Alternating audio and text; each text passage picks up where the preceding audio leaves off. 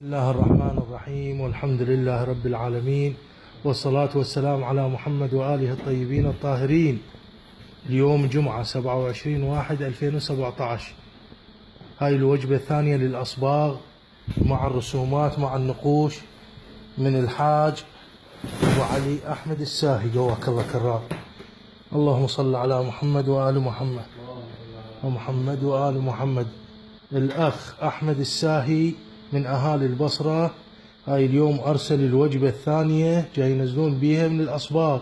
اتعهد بأن يصبغ المدينة 40 دار مع المسجد مع الحسينية على حسابه، من أرقى النوعيات وأرقى الأصناف وأرقى الألوان. نتقدم بالشكر الجزيل إله. مشكور أبو أحمد.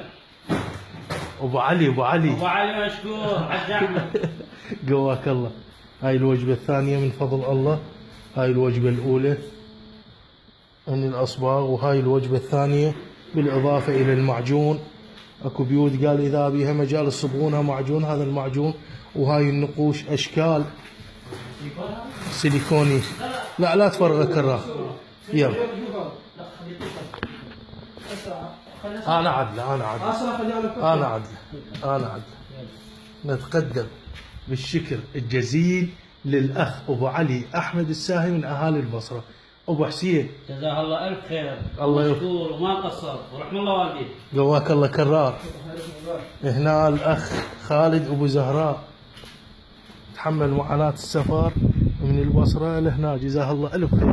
جواك الله زهراء، جواك الله يوفقكم إن شاء الله.